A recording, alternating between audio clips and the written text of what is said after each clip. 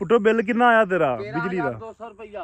13,200 रुपया गैस का बिल ते बिजली का आना जेड़ा वा बिजली का हले आना ते बिल्लू तेरा 21,000 रुपया गैस का बिल है ते बिजली का हले तारे ही नहीं। तारे नहीं भाई यार कि तीसरे महीने तारना वो आ जाना भी 50 दे लागे जाके मतलब 3 महीनों का बिल तेरा रहिंदा। जो कल मैं जड़ा वाले शहर च ना माल्टे लेंदा सी रेहड़ी ते वो बंदा ना मूँह लमका के बैठा तो मैं एवं आदत मेरी मैं कह देना होना बंदे ने की गल बड़ा परेशान है तो मैं उन्हें पुछ लिया मैं की गल बड़ा परेशान है तो मैनू कहता पुट्टो कि मेरा ना बिल आ गया 54,000 रुपया गैस का बिल 54,000 रुपया आ गया। कहता मैं तां परेशान तो मैनू समझ नहीं लगती तरना की तो मेरा खुद 14,100 रुपया बिल जोड़ा आया गैस का।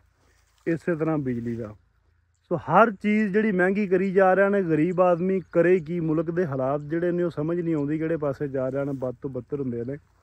उत्तों मरीम नवाज कहती है कि असी कणक का रेट जोड़ा वो अपनी मर्जी का कढ़ना है और कई लोग शहरी बैठे पोस्टां करते हैं बिस्तरियां दे विच के कणक का रेट 2,500 रुपया करो। हाँ 2,500 रुपया करो असी भी थोनों आने करो लेकिन वो तुसीं DAP जी है उन्होंने लियाओ ना 5,000 तो 15,000 की ब्लैक लैके असी कणकों में पाई है। यूरिया जी है वो असी 5500 की ब्लैक लैके पाई जी 2700 की बोरी है 2600 की बोरी है। इस तरह बाकी डीजल आओ सस्ता करो बिजली वो सस्ती करो फिर तुम 2500 रुपया 2,000 रुपया कणक का रेट भी कर दे सानू भी बारे च कोई मसले वाली गल नहीं। बाकी ये आम बंदे बेचारा 21,000 रुपया इसका बिल है और 3 महीनों का बिजली का बिल रहिंदा धरन वाला। उस तो बाद 13,000 रुपया इसका बिल है 14-15,000 रुपया मेरा बिल है। मान के चलो 2,000 की वैसी गैस साड़ी है बहुत ज़्यादा महंगाई है। गैस महंगी करती रौला पिया या बिजली महंगी करती रौला पिया यूनिट हर महीने 5-7 रुपये वधदा तो 2,000 की बिल फिर असीं बिजली साड़ते हैं तो वो 10,000 रुपया टैक्स होंदा वे समझ नहीं आती काहदा टैक्स GST टैक्स पाता पेट्रोल एडजस्टमेंट पाती भी पेट्रोल एडजस्टमेंट साढ़े खाते तुसीं पाउणी है रीडिंग करो तुसीं साढ़े पैसों ते आउंदे तनख्वाह नहीं लैंदी हुंदारे कोलों तो इस तरह कर करा के टैक्स पा के 12-12 14-14 हज़ार रुपया नॉर्मल मजदूर बंदा जिहड़ा 1,000 रुपया दिहाड़ी कमाउंदा है जिहड़ा बंदा अपनी डेली कमा के खांदा उन्होंने बिल आ जाए तो उहदे कोल सेविंग तो हुंदी ही नहीं अगे क्योंकि घ्यो अगर 1,000 रुपया उन्हें कमाया तो 500 रुपये का पैकेट घ्यो का ही है। अगर उन्हें घ्यो लैके जाना पवे 1 किलो वो है तो चीनी लै जाए तो 1,000 रुपया पूरा हो गया पत्ती फिर रह गई आटा फिर रह गया। 1,000 रुपया कमाने वाले बंदे तो एडे एडे मारू बिल आ जाएंगे बिजली के गैस के उत्तों उहदे घर दे विच कोई बीमार जी भी पिया होवे जिहदे वास्ते उन्हें दवाई दारू लैनी है तो पैसे कोई नहीं। वैसे भी पाकिस्तान दे विच एक आम इंसान वास्ते मजदूर वास्ते कोई वधिया मैडिकल फैसिलिटीज़ तो है कोई नहीं। साडे इत्थे पिंडां दे विच सरकारी हस्पताल बने हुए ने चल जाओ ना उत्थों दवाई लैण तो कोई डॉक्टर नहीं हुंदा। अगर डॉक्टर बैठा तो कोई कुत्ते तरह वड्ढण पैंदा तो दवाई कोई नहीं। दवाई अपने प्राइवेट क्लीनिक तो रख के बेच लेंदे ने। सो जदों सारा कुछ होऊगा तो माशरे दे विच की होऊगा चोरी वधूगी डकैती वधू क्योंकि लोग अपना पेट पालण लई इंसान अपनी भुख तो बर्दाश्त कर सकता लेकिन अपने सामने विलकदे निक्के निक्के बच्चे उन्हां दी भुख बर्दाश्त नहीं कर सकता।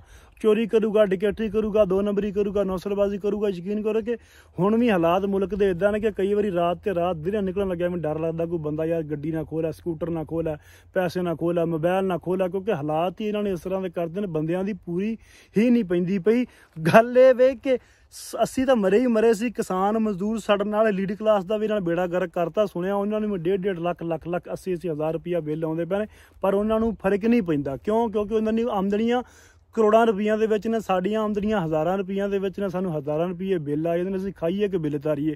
गल है कि नून लीग कदे भी किसी तबके वास्ते चंगी जमात साबित नहीं हुई सवाए माफिया तो। ये हमेशा माफिया नूं सपोर्ट करते हैं माफिया किसी भी किस्म का होवे।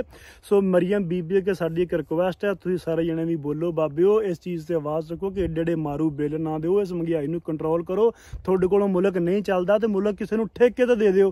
सो मेहरबानी करके जिहड़ी कणक है खास तौर पर इहदे ते गल कीती जावे और इहदा रेट ਜਿਹੜਾ ਘੱਟੋ ਘੱਟ 5,000 रुपया बनिया जाए। 4,000 रुपया वाला वो हिसाब है कि समान से टपका खजूर में अटका ना इधर दे ना खर्चे पूरे ना उधर बराबर च रह गया। तो 5,000 रुपया करोगे कोई 4 आने सानू भी बच जाएंगे साडे भी ठेके निकल जाएंगे बिजली के बिल निकल जाएंगे बैंकों के कर्जे लै जाएंगे। सो कणक का रेट घट्टो घट्ट 5,000 रुपया होना चाहिए और इन्हां बिलों के खिलाफ किसानी के हक दे विच और मजदूर के हक दे विच वीरो आवाज़ चक्या करो और गलबात नूं अगे शेयर कर दिया करो। जिउंदे वास्ते रहो।